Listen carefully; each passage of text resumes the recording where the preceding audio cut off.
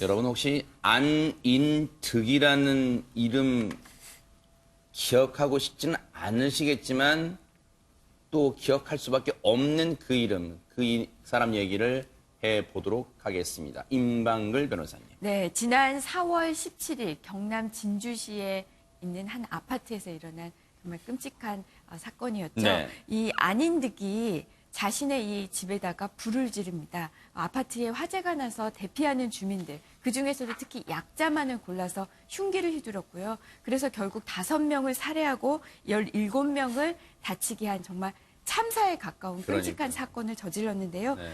기소가 됐습니다. 네. 기소 직후에 안인득이 국민참여재판을 요구해서요. 지금 국민참여재판이 지금 이루어지고 있습니다. 네.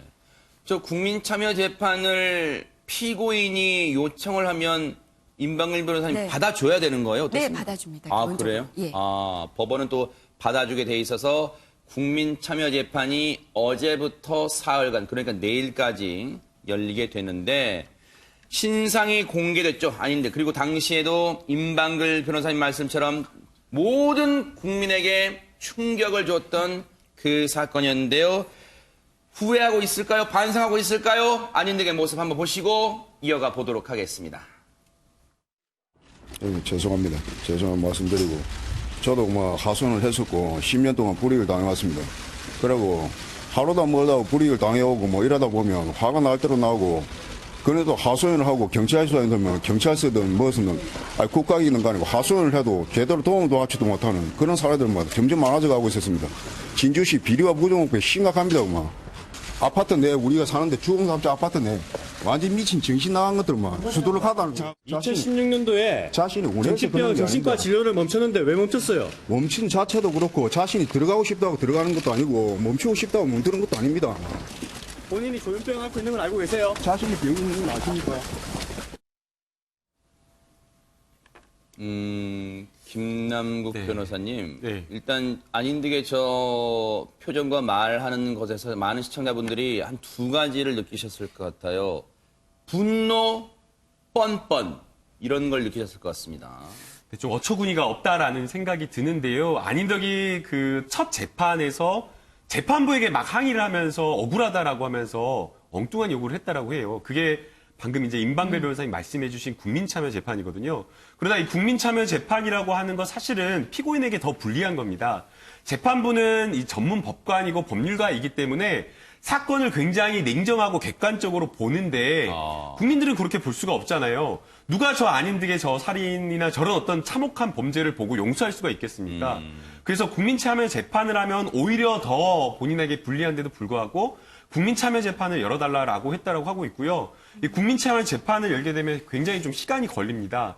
이 배심원을 선정을 해야 되고 시민 배심원단을 선택해가지고 9명 뽑고 또 거기에 대해서 또 예비 배심원까지 해야 되기 때문에 배심원단 구성하는 데도 상당히 시간이 걸리다 보니까 그러다 보니까 첫 공판은 7월에 잡혔는데 지금에서야 이제 배심원단을 꾸려가지고 늦게 어렵게 지금 재판이 된 그런 상황이기 때문에 네. 이 안인득이 지금 요구하는 재판 과정에서 물론 피고인의 여러 가지 말 들어줘야 되긴 하겠지만 네. 제발 정말 유족에게 용서를 구하는 그 모습 네. 그거를 이야기한 다음에 본인의 권리를 이야기했으면 좋겠습니다. 네. 그 반성하는 기미가 전혀 없었잖아요. 그런데 어제 이제 1시 반에 이 국민참여재판이 시작이 됐는데 앞서 잠깐 그림이 나왔습니다만 그 그림을 좀 다시 보여주시면요. 안인득이 수의를 입고 나오진 않았답니다. 호송차에서 내리는 모습이 먼 발치에서 이제 언론이사 카메라에 포착이 됐는데 보세요. 정장을 입고 그리고 뿔테 안경을 쓰고 나왔다고 합니다. 그리고 아마 그 기사로 지금 전해지고 있는데 임방글 변호사님 네. 저건 또 본인이 요청하면 저렇게 입고 나갈 수 있다. 네, 나갈 수 있는 맞습니다. 겁니까? 혹시? 예전에는 정말 수의만 입고 이제 재판에 참여를 했었는데요. 네. 그게 이제 피고인의 어떤 무죄 추정의 원칙이라든지 등등에 반한다고 해서 그다음부터 이제 본인이 자유롭게 선택해서 자기 옷을 입고 나갈 수도 이렇게 평상복을 입고 나갈 수도 있는데 이제 보통에도 재판할 때는 피고인들이 수의복을 입고도 많이 참석을 합니다. 그런데 이제 본인은 어쨌든 평상복을 선택을 했네요. 네. 뭐 완전히 뭐 넥타이까지 메고 그건 정장은 아닙니다만 어떤 우리가 일반적으로 볼 수 있는 평상복 차림으로 호송차에서 내리고 뿔테 안경까지 쓴 모습을 멀리서나마 포착할 수 있었습니다. 그런데 김기화 아나운서 어제 재판정이 눈물바다를 이뤘다고 하는데 그 이유가 뭡니까? 네, 검찰이 요청한 증인 6명 중에 3명이 이 재판에 참석을 했다고 하는데요. 네. 한 여성 증인은 어머니와 조카를 잃었다고 합니다. 아닌득의 범행으로요. 그러면서 증언 내내 아주 흐느끼면서 눈물을 보였다고 하는데 세상에. 뭐 가족을 잃은 비통함은 뭐 말할 것도 없고요. 지금 그녀 또한 아마 같은 아파트에 살았던 것으로 보입니다. 자, 그녀 또한 사건 후에 바깥 출입을 할 수 없고 병원만 다닌다. 수면제를 먹어도 잠이 들 수 없다면서 정신적인 충격을 호소를 했습니다. 네. 그리고 검사가 이제 국민참여재판이기 때문에 배심원들에게 공소 사실을 설명하는 과정에서 이 할머니와 손자가 이제 손주가 사망한 사실을 이야기를 하면서 검사 또한 이제 울먹이면서 눈물을 조금 보였다고 하는데요. 그러면서 이 검사는 이렇게 주장을 했습니다. 안인득이 합당한 처벌을 받아야 돌아가신 분들과 유가족들이 억울함을 그나마 조금이나마 풀 수 있을 것이라면서 강력하게 배심원들에게 호소를 했습니다. 그러니까 저 안인득이 몇 차례 와서 오물도 투척하고 그 집이었던 거, 그 집에서 나왔던 그 CCTV 잡혔던 분 있잖아요. 포착됐던 분. 그분의 유족인 것 같아요. 바로 저 안인득이 초인종까지 눌렀던 집. 저 집에서 화재가 나서 급히 탈출한 모습까지 찍혔던 그분들의 유족이 어제 법정에 나와서 진술을 하셨던 것 같습니다. 지금 그 사랑하는 사람 가족 2명을 잃은 슬픔에요. 지금 바깥 출입을 할 수 없고 병원만 겨우겨우 다니고 계시고요.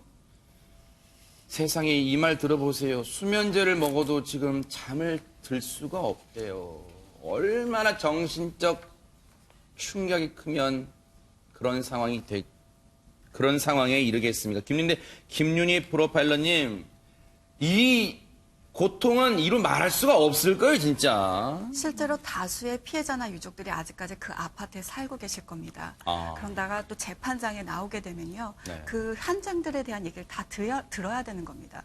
그런데 나온 가해자가 살해의 정당성에 대해서 얘기를 하고 있었을 때는요.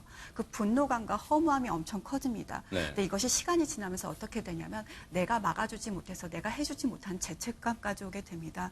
피해자와 유가족들의 슬픔은 아마 평생 동안 지속될 것 같습니다. 네. 이런 피해자들 모습을 이제 법정에서 봤을 거 아니에요. 안인득도 임방글 변호사님. 네. 그러면 그 순간만큼은 죄책감 같은 걸 느꼈을까요? 글쎄요, 우리가 이 안인득이 이 재판에 임하는 과정 그 모습을 보면서 그 죄책감을 느끼고 있는지 아닌지 우리가 가늠할 수 있을 텐데요. 우선 보여준 모습을 보면 재판이 진행되는 과정에서 대부분 이제 고개를 꼿꼿이 들고 검사나 배심원 쪽을 무덤덤한 표정으로 쳐다봤다고 합니다. 이제 검사가 이제 피해자들 관련된 이야기를 좀 읽어 나갈 때는 이제 잠시 고개를 숙이고 심각한 표정을 짓기도 했다고 하는데요. 검사가 공소 사실을 읽어 내려가는 그 중간에는 목소리를 높여서 중간에 끼어들면 안 되거든요. 검사가 얘기할 때까지 기다려야 되는데 중간중간에 끼어들어서 자신의 그 입장을 이야기했다고 합니다. 네.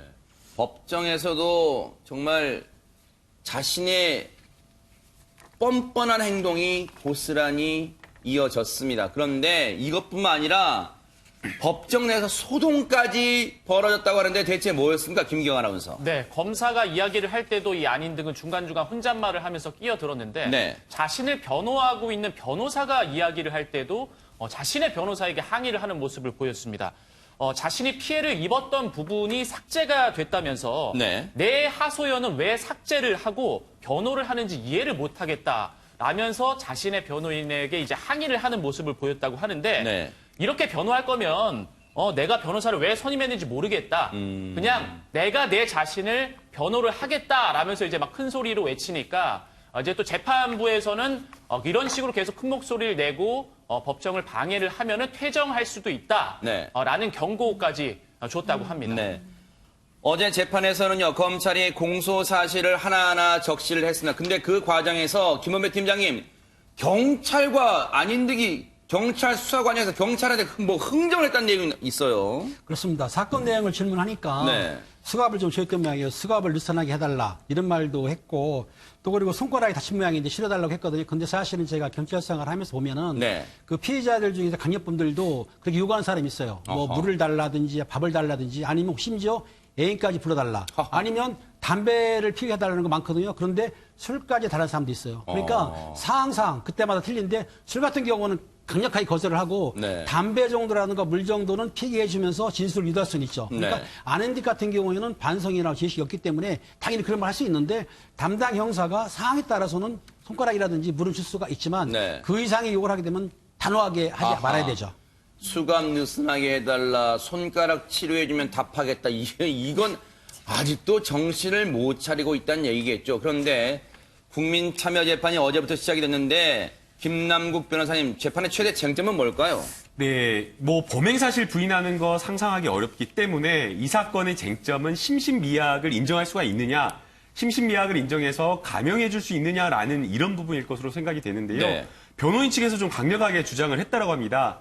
과거에 이제 안인득이 2010년에 심신미약, 정신질환과 관련된 판단을 받은 부분이 있고 네. 체포 당시에 엉뚱한 이야기, 횡설수설, 말도 안 되는 이런 이야기를 했다라고 하고 있고요. 네. 또 체포돼서 또 경찰의 요청에 의해서 정신감정을 한 것으로 보입니다. 네. 그 감정 결과 사건 발생 이후에도 심신미약이라고 하는 그런 어떤 정신질환과 관련된 부분을 판단받았으니까 이거 양형에 고려해야 돼야 된다라고 이제 국선 변호인이 주장한 것으로 보이는데요. 네. 거기에 대해서 검사 측 검사님 눈물을 흘리면서 이렇게 구형을 했다라고 이야기하는데 네. 검사 측에서도 강하게 좀 다투는 것 같습니다. 네. 심신미약, 정신질환 이런 거 있는 건 맞지만 범행 당시에 사물을 변별할 능력이 있었는지 법률적 판단을 해야 되는데 안인득 흉기를 미리 준비했고 계획적으로 범행을 준비했고 심지어는 이 범행을 저지르는 그 과정에서 세상이 어떻게 이랬는지 모르겠는데 피해자를 선별을 했다는 겁니다.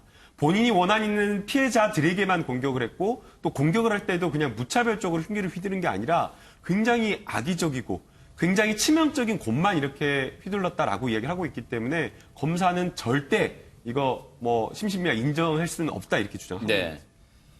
검사도 사람이잖아요. 얼마나 범죄가 흉악하고 검사 입장에서도 분노가 치밀면 그 법정에서 냉정함을 유지해야 할 검사가 그 법정에서 눈물을 보이면서 피고인 신문을 했다고 합니다. 그런데요, 김은배 팀장님, 지금 이 안인득의 얘기를 들어보면 그리고 어제 법정에서는 피해자 측이 요청한 증인 그리고 피고인 측이 요청한 증인, 즉 검찰이 요청한 증인과 피고인 측이 요청한 증인 모두 나왔을 거 아니에요. 그런데 네. 검찰이 요청한 피해자 측 증인 얘기를 들어보니까 안인득이 그 피해자들 공격할 때 주요 부위를 특정해서 공격했다 이런 얘기도 나왔습니다 지금. 그러니까 지금 변호사님 말씀하신 대로 범행 당시 물론 2010년도에는 약간 심신미약을 받겠지만 범행 당시에는 심신미약을 안 본 거예요. 왜냐하면은 심신미약이라 한다면은 칼을 휘두를 때 흉기를 휘두를 때 무조건 휘두려야 되는데 그 피해자들이 급소를 들었다는 얘기예요. 그럼 그 당시에는 제 온전한 정신이라는 얘기고 또 하나 보면은 검거 당시에도 담당 경찰관이 볼 때 정상으로 봤다는 거예요. 네. 그런데 여기서 주의할 거는 심신미약이라 하더라도 강경할 수 있다고 돼 있죠. 네. 무조건 하는 건 아니고. 근데 저 상황을 보게 되면은 그 아까 말씀한 대로 범행 당시만큼은 그전엔 심신미약이 있다 하더라도 범행 당시만큼은 정상으로 행동한 것이 맞다라고 이 아하. 증인들을 통해서 네. 피해당한 증인이라든지 권고한 경찰관을 통해서 지금 뭐 증언을 하는 거죠. 네.